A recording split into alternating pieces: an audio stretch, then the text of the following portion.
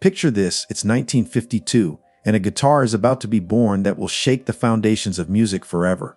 A guitar so powerful, so legendary, that 6 decades later, it would sell for over $2 million at auction. This isn't just any instrument. This is the Gibson Les Paul, and its story is filled with failure, redemption, and the raw power of rock roll. Stay with me, because what you're about to discover will change the way you hear music forever. The man behind the name. Before we talk about the guitar, we need to talk about the man. Lester William Pulsfuss, better known as Les Paul, wasn't just a guitarist. He was an inventor, a dreamer, and a relentless innovator who refused to accept the limitations of his time.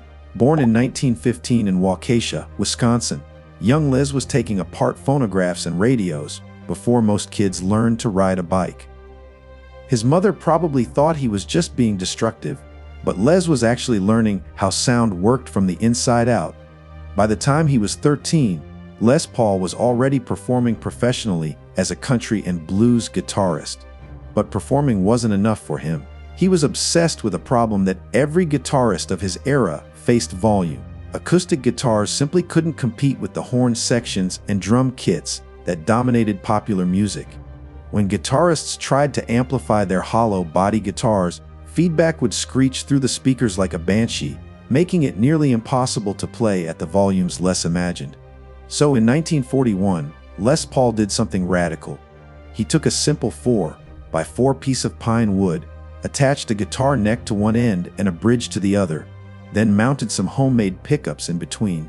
He called it the log, and while it looked absolutely ridiculous, it proved a revolutionary concept. A solid body guitar could be amplified to incredible volumes without feedback.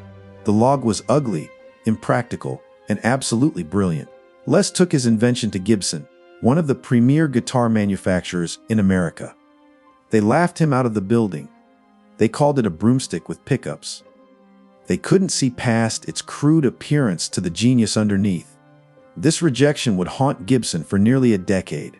The competition strikes first. While Gibson was dismissing Les Paul's solid body concept, a radio repairman and inventor named Leo Fender was paying attention. In 1950, Fender released the Telecaster, and suddenly the entire music industry realized that solid body electric guitars weren't just possible, they were the future.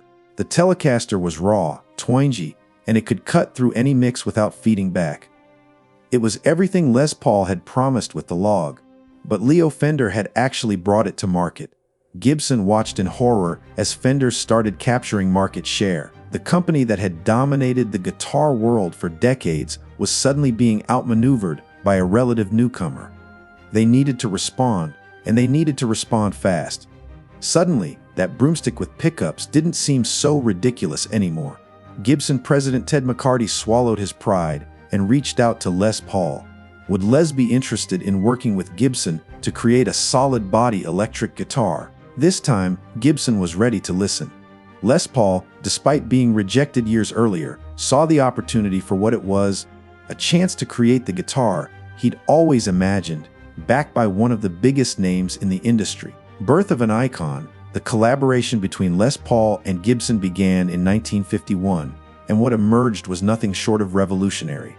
But here's what most people don't know. Les Paul didn't actually design the guitar that bears his name.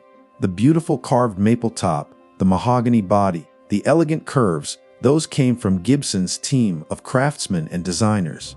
What Les Paul contributed was something even more valuable: his name, his fame, and most importantly, his relentless pursuit of perfect tone. Ted McCarty and his team at Gibson wanted to create something that was the complete opposite of the Fender Telecaster. Where Fender's guitar was utilitarian and angular, the Gibson Les Paul would be elegant and curved.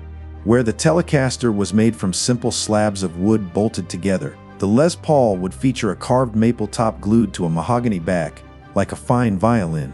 This wasn't just a guitar, it was a statement that rock and roll could be sophisticated. The original 1952 Gibson Les Paul model featured a gold-top finish that gleamed under stage lights, 2 P90 single coil pickups that growled with attitude, and a trapeze tailpiece that, admittedly, wasn't the most practical design. It was heavy, weighing in at around 9 pounds, but that weight would later prove essential to its legendary tone. It retailed for $210, which in 1952 dollars was serious money. This was a professional instrument for serious players. The early reception was mixed. Jazz players, who were Gibson's primary market at the time, found it too heavy and too loud. Country players preferred the brighter twang of the Telecaster.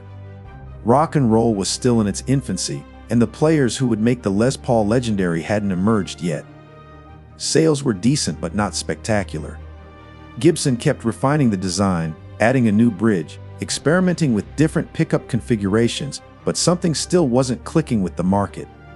The Sunburst Revolution in 1958, Gibson made a decision that would create the most valuable production guitar in history.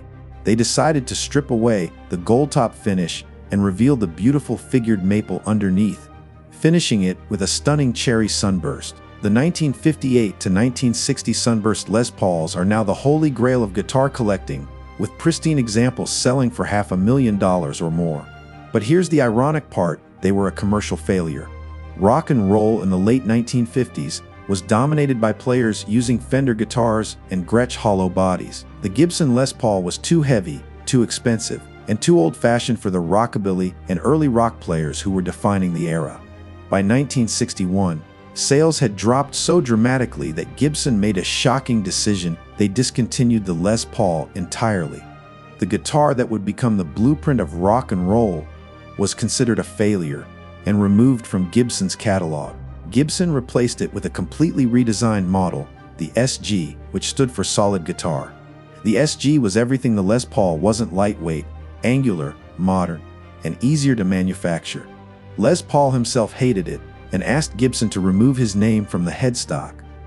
The relationship between Les Paul and Gibson had soared, and it seemed like the Les Paul guitar was destined to be a footnote in music history. But something unexpected was happening in the clubs and recording studios of London, England. Young British guitarists, hungry for authentic American blues tone, were discovering used Les Pauls in second-hand shops and pawn shops. These guitars, considered failures in America, were being scooped up by players who would soon change music forever. The Resurrection Gibson was watching all of this with a mixture of pride and frustration. The guitar they discontinued was now the most famous instrument in rock music, but they weren't making any money from the skyrocketing vintage market. In 1968, Gibson made the decision to reissue the Les Paul Standard. They brought back the carved maple top, the mahogany body, the sunburst finish, and most importantly, they brought back the name. The reissued Les Paul was an immediate success, but it wasn't exactly the same as the originals. The weight was different, the neck profile had changed, and most controversially, Gibson had switched the pickups. The original Les Pauls from 1957 onward had featured humbucking pickups designed by Gibson engineer Seth Lover. These PAF pickups, named for the patent applied for sticker on their backs, were legendary for their warm, thick tone. The new Les Pauls had updated humbuckers that, while good, didn't quite capture the magic of the originals. This kicked off a quest that continues to this day. Guitarists and engineers trying to recreate the exact tone of those late 1950s Les Pauls. What made them so special? Was it the wood, the pickups, the way the paint was mixed, the glue used in construction? Entire forums are dedicated to this question, and Gibson has released dozens of reissue and custom shop models trying to capture that vintage magic. But here's the truth that many players eventually discover. The shorter scale length of 24.75 inches compared to Fender's 25.5 inches gives the strings a slightly looser, more bendable feel and contributes to the Les Paul's warm tone. Then there are the pickups. The humbucking pickups that became standard on Les Pauls from 1957 onward were revolutionary. Seth Lover designed them to solve the problem of electromagnetic interference that caused single coil pickups to hum.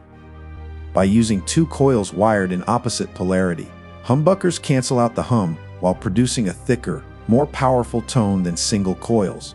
The neck pickup gives you that smooth, jazz-friendly warmth, while the bridge pickup delivers cutting aggression perfect for rock leads. If you enjoyed diving deep into the story of this legendary guitar, make sure to hit that subscribe button and ring the notification bell so you never miss our explorations of music history's greatest innovations. Drop a comment below telling us about your own experiences with the Gibson Les Paul, or let us know what iconic instrument we should cover next. Thanks for watching, and keep on rocking.